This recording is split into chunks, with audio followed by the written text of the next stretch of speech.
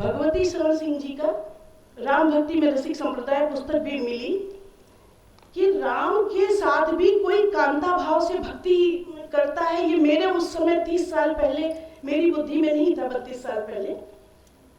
वहां जब गए तो पता चला कि राम के साथ होने वाली सभी लीलाएं, वहां श्रावण का झूला उत्सव भी, उनकी बधाई पूजा भी, उनके विवाह का उत्सव भी, सभी उत्सवों में जितनी भी पूजाएं होती थी उसमें कांता भाव के उपासक भी शामिल हैं, किंतु वो लोग की नजर से अपने को बचा करके इस भाव को गुप्त रूप से करते हैं। और जिसमें ये कहते हैं कि कृष्ण भक्ति धारा में जैसे सभी गोपिकाएं चाहती हैं कि कृष्ण मुझे मिले, मैं जुड़ जाऊं, अभिष्ट हो जाऊं कृष्ण के साथ, जो ये भाव लेकर के चलती हैं। इसीलिए वो कहते हैं नृत्य युवती जनेन समम सखी विरही जनस्य दुरंते। तो कृष्ण भी रासक में, अपने रास में, लीला में उतने ही रूप रख के गोपिकाओं के साथ नाचते हैं। तो हर गोपिका चाहती है कृष्ण को, लेकिन कृष्ण भक्ति धारा में जो रसिक संप्रदाय है वो तत्सुख सुखित्वम के भाव से चलता है। वहां पर वो कहते हैं सिय के पीर की छवि देख, ये करके झूलत सिय रघुवीर झोंक दे। सीता और राम को देख करके भी कांता भाव बनाए रखते हुए भी उस भक्ति में वो लीन रहते हैं। एक ये चीज मुझे वहां पर कुछ अलग मिली। गोस्वामी तुलसीदास जी ने कहते हैं स्वप्न में राम की आज्ञा को मानकर काशी और अयोध्या आदि स्थानों पर रामलीला शुरू करवाई। आज सभी को यह मान्य है कि काशी तथा अयोध्या में गोस्वामी तुलसीदास ने रामलीला की नींव डाली थी, किंतु अयोध्या में बार बार जाने पर, दौरे करने पर मुझे पता चला कि रामलीला की नींव तुलसी के समकालीन मेधा भगत जी ने डाली थी। अयोध्या में प्राप्त हुई पुस्तक रसिक प्रकाश भक्तमाल, शायद आप लोगों को भी लगता हो, पता नहीं, मुझे जानकारी शायद होगी। रसिक प्रकाश भक्तमाल एक ग्रंथ है युगल प्रिया जी का।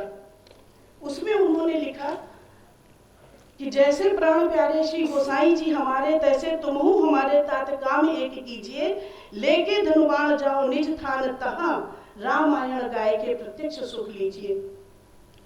तो युगल प्रिया जी महाराज जी ने इसमें बताया कि मेधा भगत जी जो थे उन्होंने रामलीला की शुरुआत की।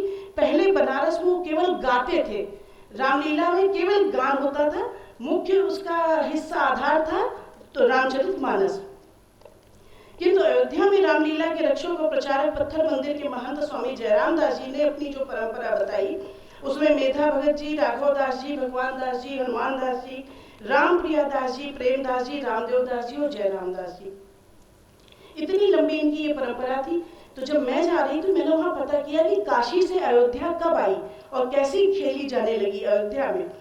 तब उन्होंने हमको पता बताया, स्वामी पागलदास जी महाराज ने, रामशंकर दास पागलदास जी महाराज पखावज वादक, बड़े प्रसिद्ध पखावज वादक थे, उन्होंने मिलवाया अयोध्या की रानी बच्ची साहिबा जी से।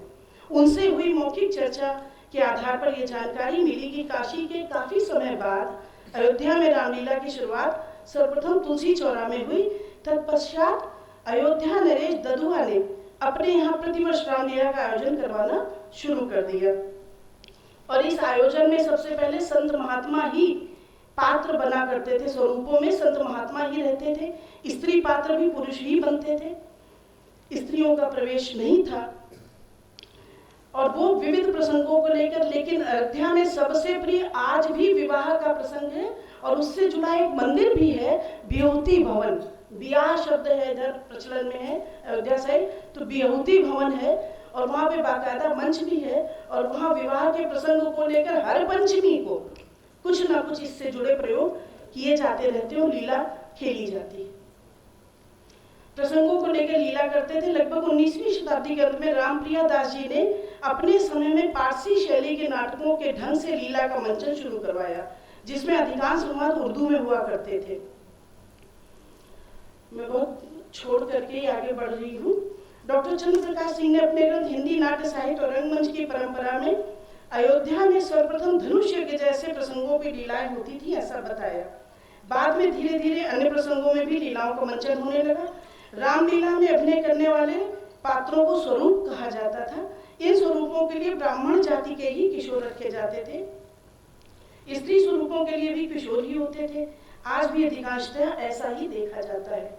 किंतु अभी पिछले 10-12 वर्षों में, मुझे नाम नहीं लूंगी, एक जगह रामलीला बुंदेलखंड में देखने का मौका मिला, जहां शब्द कहना भी अच्छा नहीं था, फिल्मी गानों पर पुरुष पात्र स्त्री बनकर भड़ैती शब्द से नृत्य करते हुए मुझे दिखे।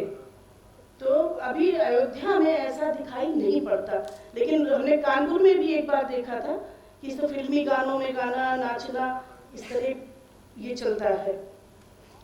रामलीला का सूत्रधार व्यास कहलाता है।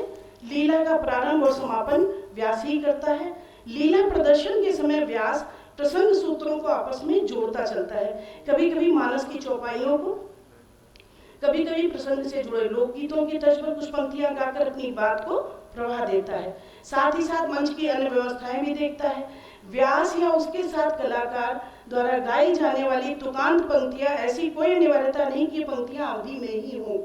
ये खड़ी बोली में भी लय तालबद्ध आकर्षक पंक्तियां हो सकती हैं, इसकी कोई प्रतिबद्धता नहीं है।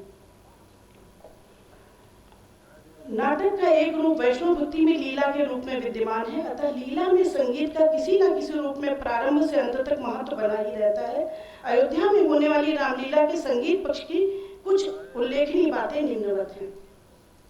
रामलीला में गाने बजाने वालों का समूह बड़ा सीमित होता है। एक व्यक्ति हारमोनियम पर, कभी कभी वो व्यास स्वयं होता है, एक व्यक्ति तबले पर अथवा ढोलक पर, और तीसरा व्यक्ति मजीरा या झांझ लेकर बैठता है, और ये मंच के दाईं ओर बैठते हैं। लीला का प्रारंभ मांगलिक गीत या प्रभु की स्तुति से किया जाता है। ये मंगल गीत कभी तो व्यास अपने समूह के साथ गा लेते हैं, और कभी अभिनय करने वाले सभी पात्र मंच में आगे की ओर आकर खड़े होकर स्तुति पाठ कर लेते हैं, जिसमें सुर नहीं मात्र भाव देखा जाता है। प्रारंभ में पर्दा उठने के पहले तथा बीच बीच में मंच की व्यवस्था परिवर्तन के समय गाने बजाने वालों का यह समूह हारमोनियम पर आकर्षक धुनें बजाकर अथवा प्रमुख गायक मानस की चौपाइयों को गाकर दर्शकों का ध्यान मंच अथवा लीला प्रसंग की ओर खींचता है। व्यास लीला के चल रहे प्रसंग वाली चौपाइयों का एक विशेष ढंग से सस्वर पाठ करता है, जिसके अर्थभाव को पात्र सुन करके संवादों में बोलता है। यह क्रम लीला मंचन के समय बराबर चलता रहता है।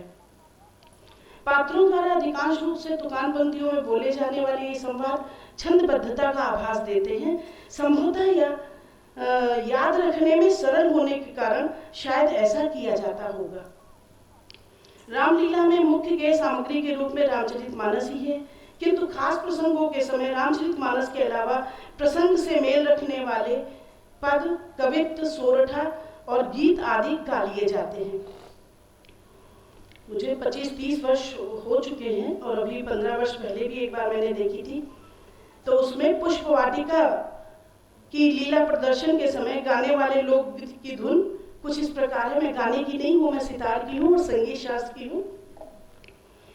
बताओ सखी कौन युगल धनुधारी, बताओ सखी, इस तरह की धुनें गाली जाती हैं। या तुलसीदास जी का बहुरी बदन विधु अंचल ढाकी और पियतन चितहि भौं करवाकी, इस तरह की पंक्तियों को गा करके इसको लीला में पूरा किया जाता है। इस ढंग से प्रारंभिक गीतों की 2-3 पंक्तियां ही गा करके दादरा कहरवा तालों में बहुत ही सामान्य धुनों में इन्हें गाया जाता है। अंत में भरत के नाट्य शास्त्र का एक श्लोक कहकर बात को खत्म करूंगी। यस्मिन् नाटोद्य नाट्यस्य गीत वाद्य ध्वनि शुभ भविष्यत्य शुभम देशे नैव तस्मिन् कदाचन।